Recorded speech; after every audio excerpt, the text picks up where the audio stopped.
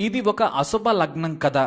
November 7, 2021 అర్ధరాత్రి దాటిన తర్వాత 1 గంటకు బెంగళూరులోని మదనయ్యకనహళ్లి పోలీస్ స్టేషన్కు నేత్ర అనే 38 ఏళ్ల యువతి వచ్చింది. అర్ధరాత్రి దాటిన తర్వాత ఒక మహిళ కూల్గా టెన్షన్ లేకుండా రావడం చూసి పోలీసులు షాక్ అయ్యారు.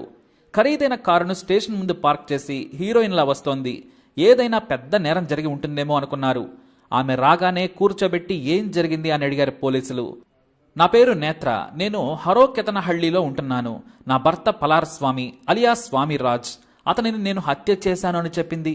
పోలీసులు ఒక్కసారిగా షాక్ అయ్యారు. ఎందుకంటే ఒంటిపై మేకప్ చెదిరిపోలేదు, కళ్ళు చెదిరే ఖరీదైన చీర కట్టుకుని ఉంది. అందంగా ఉన్న ఆ మహిళ హత్య చేసి వచ్చిందని చెప్పగానే అడ్రస్ రాసుకున్న ఎస్ఐ ఆమెను స్టేషన్లోనే కూర్చోబెట్టి లొకేషన్కు వెళ్లిపోయాడు. నిజంగా నేత్ర చెప్పిన అడ్రస్లో స్వామిరాజ్ చనిపోయి ఉన్నాడు. అతని బాడీ దగ్గర తండ్రి బసవరాజు కూర్చొని ఏడుస్తున్నాడు. అప్పటికే ఆయన కంట్రోల్ రూమ్కి ఫోన్ చేసి నా కోడలు నా కొడుకుని హత్య చేసి పారిపోయిందని అతను చెప్పాడు. ఈ లోపే నేత్ర వెళ్లి పోలీసుల ఎదుట లొంగిపోయింది కూడా. ఆధారాలు సేకరించిన పోలీసులు ఐరన్ రాడ్తో తలను బద్దలు కొట్టి చంపేసిందని గుర్తించారు. పడుకున్న వ్యక్తి పడుకున్నట్లే ఉన్నాడు, కానీ తల మీద పదే పదే బాదడంతో చనిపోయాడు అని తేలింది. హత్యకు ఉపయోగించిన ఐరన్ రాడ్ను స్వాధీనం చేసుకున్నారు పోలీసులు. అసలు ఏం జరిగిందో పోలీసులు విచారణ మొదలుపెట్టారు. అయితే ఈ కథ మామూలుగా లేదు. స్వామిరాజ్ పేదరికంలో నుంచి వచ్చిన రియల్ ఎస్టేట్ వ్యాపారంలో బాగా సంపాదించాడు. అతని తండ్రి కూడా కొడుకుకు చేదోడు వాదోడుగా ఉంటూ కోట్ల ఆస్తి సంపాదించాడు. స్వామికి 25 ఏళ్ల క్రితమే సత్యకుమారి అనే మహిళతో పెళ్లైంది. వారికి ఒక కూతురు ఒక కొడుకు ఉన్నారు. ఇద్దరూ కాలేజీకి వెళ్తున్నారు. అయితే ఒక 6 ఏళ్ల క్రితం ఓ ఫంక్షన్లో బ్యూటీషియన్ నేత్ర స్వామికి పరిచయమైంది. ఆమెకు వయసు మళ్ళినా ఇంకా పెళ్లి కాలేదు. ఇక అందంగా ఉన్న ఆమెతో పరిచయం పెరిగింది. ఖరీదైన కారులో ఆమెను మొదటిసారి ఇంటి దగ్గర దిగబెట్టి వచ్చాడు స్వామి. ఇద్దరి మధ్య మొదలైన స్నేహం అక్రమ బంధానికి దారితీసింది. చివరకు నేత్ర మోజులో పడి కుటుంబాన్ని వదిలేశాడు స్వామి. వారికి ఆస్తులను రాసిచ్చి భార్య సత్యకుమారితో విడాకులు తీసుకున్నాడు. 6 ఏళ్ల క్రితం నేత్రను పెళ్లి చేసుకున్నాడు. అయితే స్వామి అతని స్నేహితుడు నగేష్ కలిసి రియల్ ఎస్టేట్ వ్యాపారం చేసేవారు. 2 ఎకరాల్లో వెంచర్ వేశారు. అయితే నగేష్ తనకున్న బెంగళూరు సిటీలోని 4 ప్లాట్లను స్వామికి ఇచ్చి 2 ఎకరాలు తీసుకున్నాడు.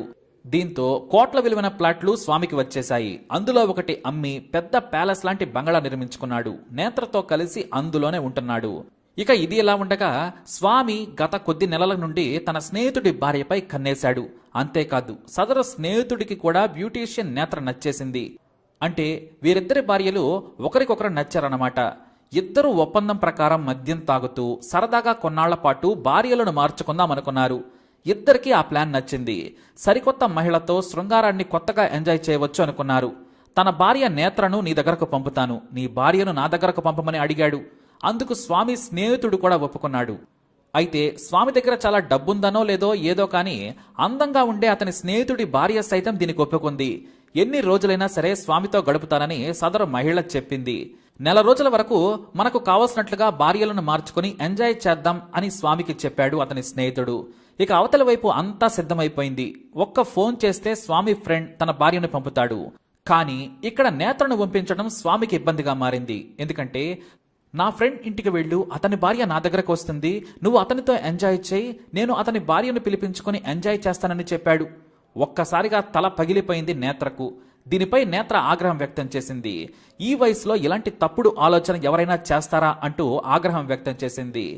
అయితే నేత్రపై ఎదురు తిరిగిన స్వామి ప్రతిరోజు నువ్వు కాదంటే నా ఫ్రెండ్ భార్యను పిలిపించుకుంటానని వేధించేవాడు. అయితే అతని స్నేహితుడు మాత్రం నేత్రను నా ఇంటికి పంపితేనే నా భార్యను పంపుతానని చెప్పడంతో స్వామి పిచ్చోడైపోయాడు. ప్రతిరోజు మద్యం తాగి భార్యను వేధించడం మొదలుపెట్టాడు. ఆస్తి ఉంది, అందమైన భార్య ఉంది, అయినా నన్నెందుకు వేరే వ్యక్తి దగ్గరకు వెళ్లమంటున్నావని నిలదీసింది. నీ వయసు 46, నా వయసు 35 ఏళ్లే. ఇలాంటి పిచ్చి పనులు మానుకోవాలని బయట తెలిస్తే పరువు పోతుందని ఎదురు తిరిగింది నేత్ర. దాదాపు 6 నెలలుగా వేధించడంతో పాటు తన ముందే స్నేహితుడితో వెకిలిగా మాట్లాడటంతో తట్టుకోలేకపోయింది నేత్ర. రాత్రి 10 గంటల సమయంలో నేత్ర స్వామి మధ్య ఇదే విషయంపై గొడవ జరిగింది. ఇక రాత్రిపూట మద్యం తాగి పడుకున్న తర్వాత 12 గంటల 30 నిమిషాలకు బెడ్పై గాఢ నిద్రలో ఉన్న స్వామి తలపై పలుమార్లు ఐరన్ రాడ్తో బాది చంపింది నేత్ర. అదే సమయంలో స్వామి తండ్రి బసవరాజు రావడం చూసి ఐరన్ రాడ్ను పక్కన పడేసి బయటికెళ్లిపోయింది. ఆ తర్వాత కారు తీసుకుని పోలీస్ స్టేషన్కు సరాసరి వెళ్లి లొంగిపోయింది నేత్ర. ఇది అక్కడ వరకు జరిగిన అసలు కథ. ఇక ఆ తర్వాత ఎవరి వర్షన్ వారిది. బసవరాజ్ వర్షన్ అంటే స్వామి తండ్రి యొక్క వర్షన్ ఎలా ఉందంటే, నా కోడలి ప్రవర్తన నాకు అనుమానంగా ఉంది. ఈ మధ్యకాలంలో కోట్ల విలువైన భూములు నా కొడుకుకు దక్కాయి. ఇప్పుడు కట్టుకున్న కొత్త ఇల్లుతో పాటు మరో 3 ప్లాట్లను కూడా తన పేరు మీద రిజిస్ట్రేషన్ చేయమని వేధిస్తోంది. తన కొడుకు చేయనని చెప్పాడు. ఈ ఆస్తులన్నీ మొదటి భార్యా పిల్లలకు ఎక్కడ ఇస్తాడో అనే భయంతో చంపిందని, ఇప్పుడు భార్యను వేరే వ్యక్తి పడకలోకి వెళ్లమన్నందుకే చంపానని అబద్ధం చెబుతోందని ఆరోపించాడు. నా కొడుకు కట్టుకున్న భార్యను వేరే వ్యక్తి దగ్గరకు పంపే వ్యక్తి కాదన్నాడు స్వామి తండ్రి బసవరాజ్. అయితే ఇక్కడ భార్యను పంపుతానన్న స్వామి ఫ్రెండ్ ని పోలీసులు విచారించారు.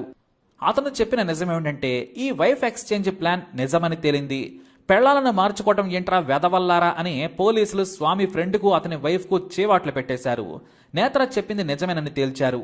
ఇంకా ఏమైనా విషయాలుంటే విచారణ చేస్తామని, స్వామి హత్య వెనుక ఇంకెవరైనా ఉన్నారా అనేది ప్రాథమికంగా తేలలేదని చెప్పారు.